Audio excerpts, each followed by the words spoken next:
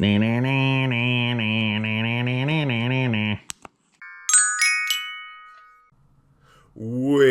past strange. The Beautiful Mermaid Saint.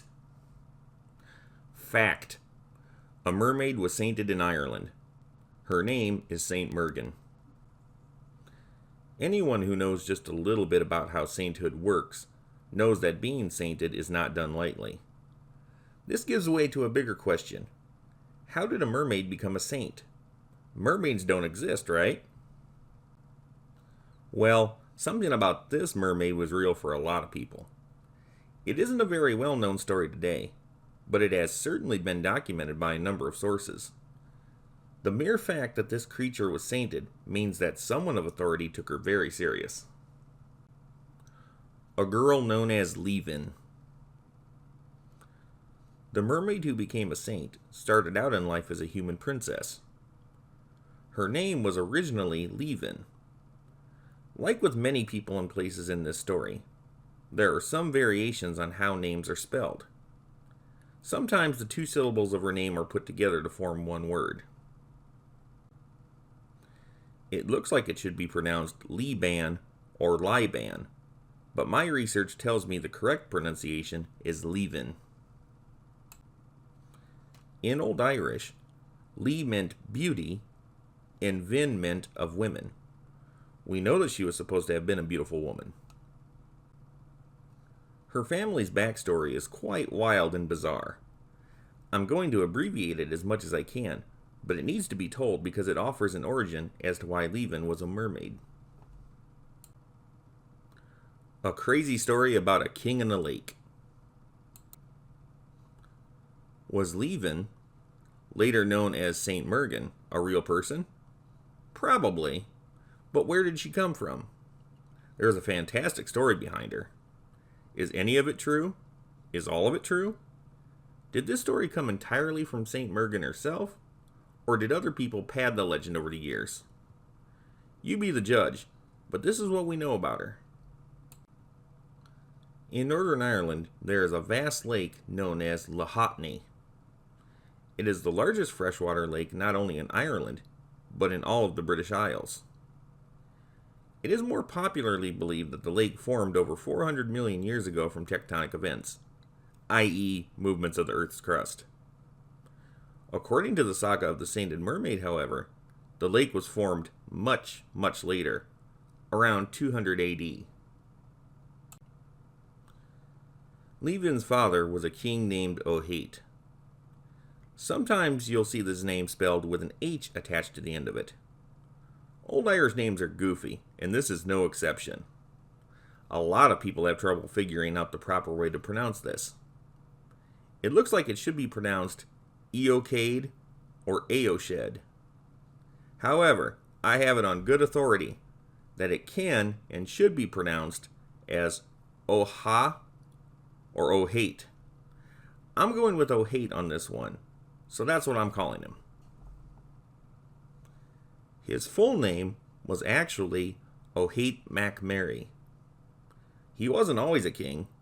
In fact, he was a deposed prince. Long story short, he wasn't the greatest guy who ever lived, but he wasn't necessarily evil, just foolish.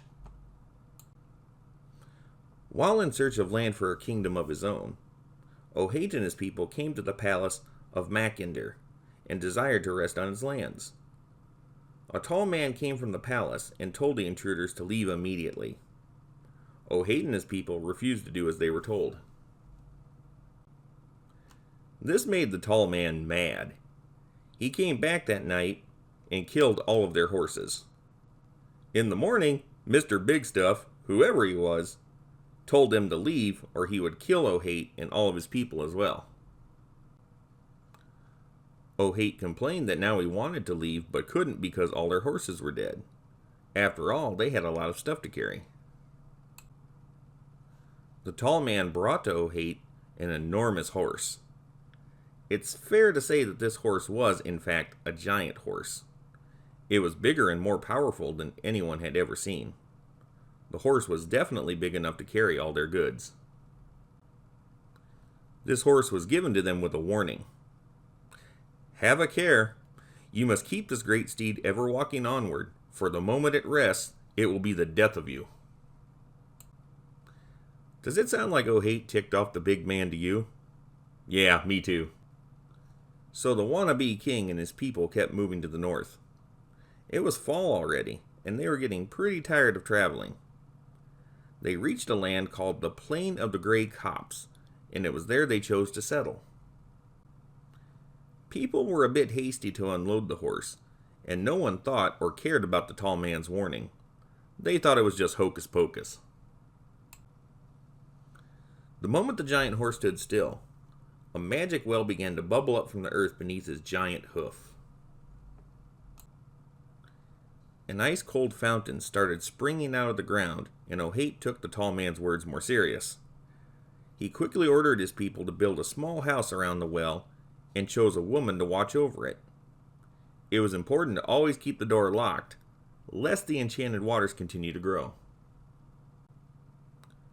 Years passed. The kingdom was established in this area of Northern Ireland called Ulster.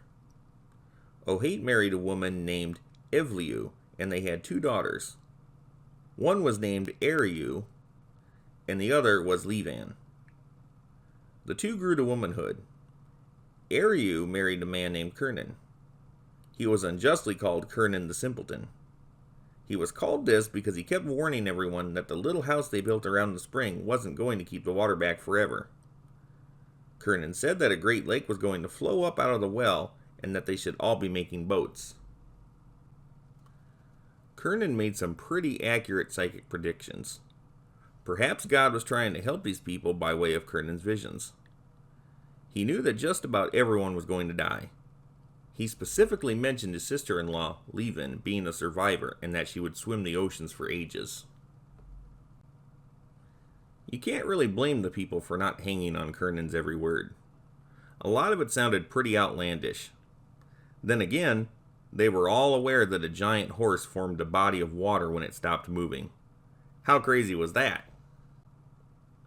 One day, the woman who guarded the well house forgot to lock the door.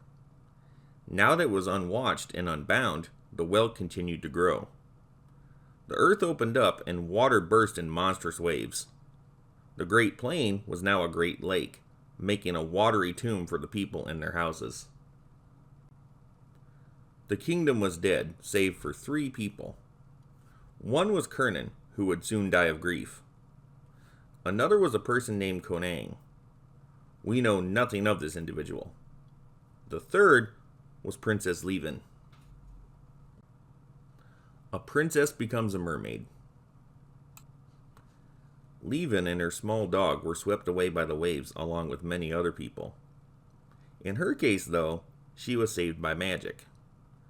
Why was she saved? Was she more pure than the others? What was the reason? The swirling waters carried her to the very bottom of the lake, where there was an enchanted cave.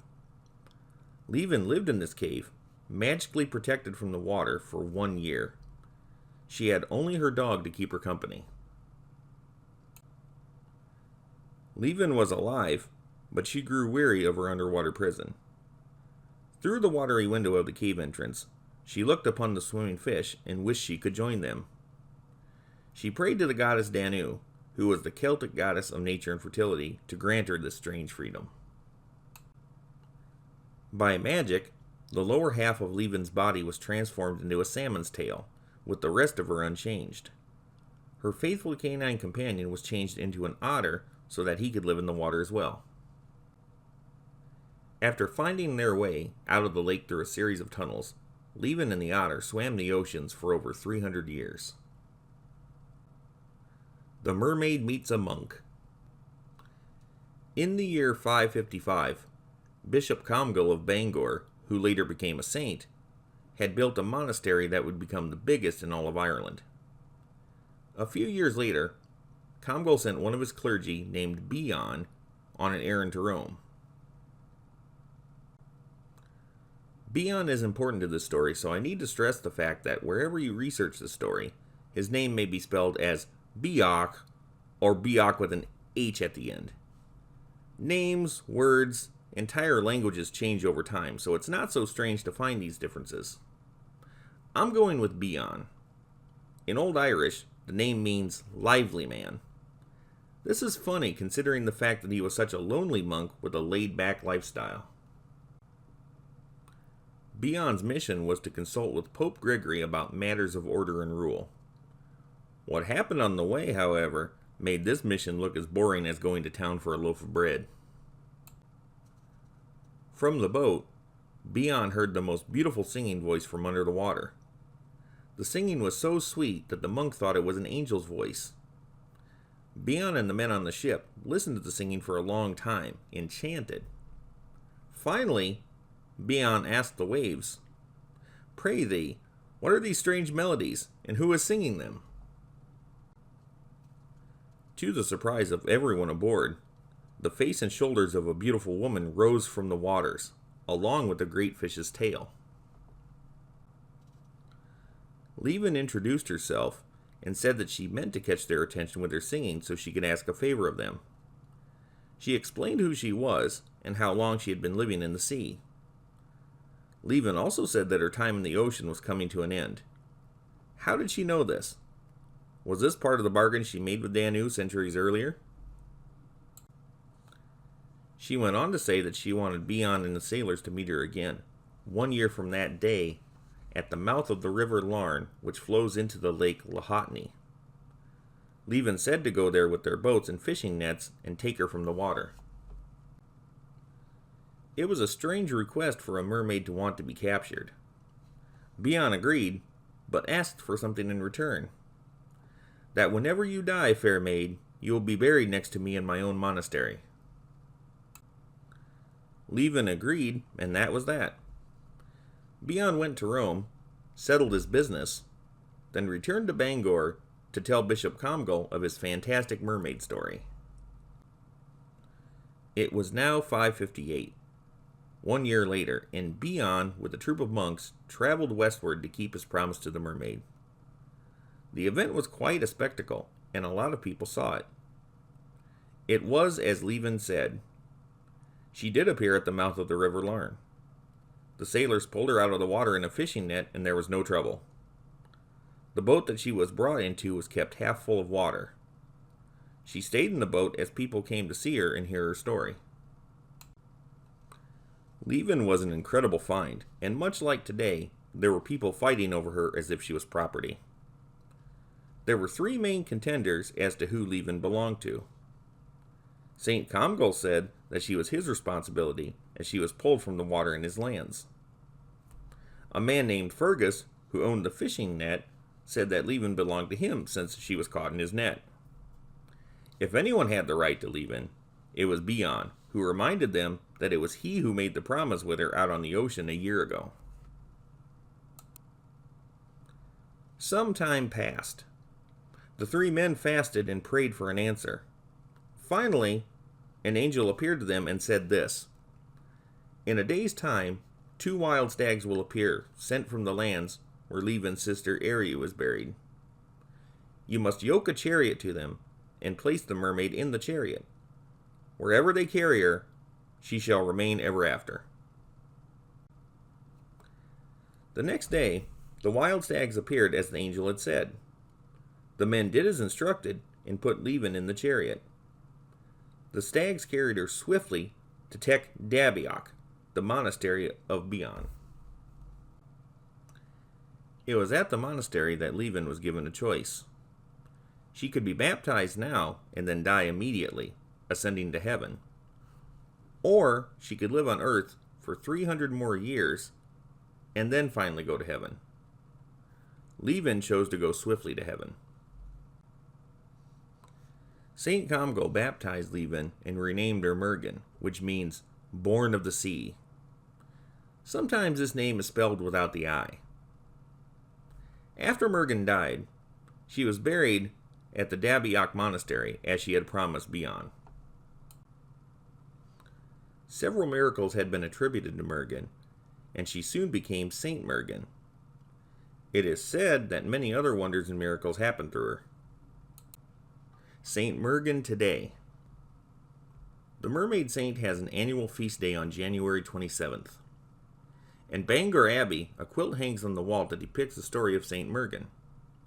In one of the squares, she is seen floating on the crest of a sea wave. What's interesting about this story, fantastic as it is that there aren't many variations of it besides the spelling of some names. The story was passed down by oral tradition, as well as in print. It's a big story, and for all the major details to hold together after so many spoken word tellings and written records is quite unique. You'll find more inconsistencies in fairy tales like Little Red Riding Hood and superheroes like Spider-Man, and those characters are far, far newer than Leaving the Mermaid. The Annals of Ulster was an ongoing work that covered medieval Ireland from 431 AD to 1540 AD. Muirgen was given brief mention under the year 571. She is discussed more in Annals of the Four Masters. This is a compilation of many earlier annals going way, way back in time, with the most recent year being 1616. It was not published until 1636. Many people over the centuries contributed to these writings. Other notable works that tell of St. Muirgen's legend include Old Celtic Romances from 1879 and Silva Gadelica from 1892. Leaven, also known as St. Muirgen, is a friendly character.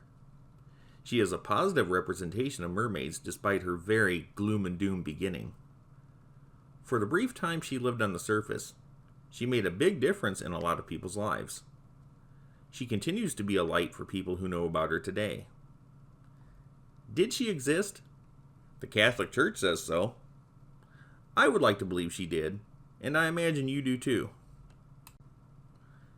No matter how you look at her story, the idea of a mermaid being sainted is way past strange.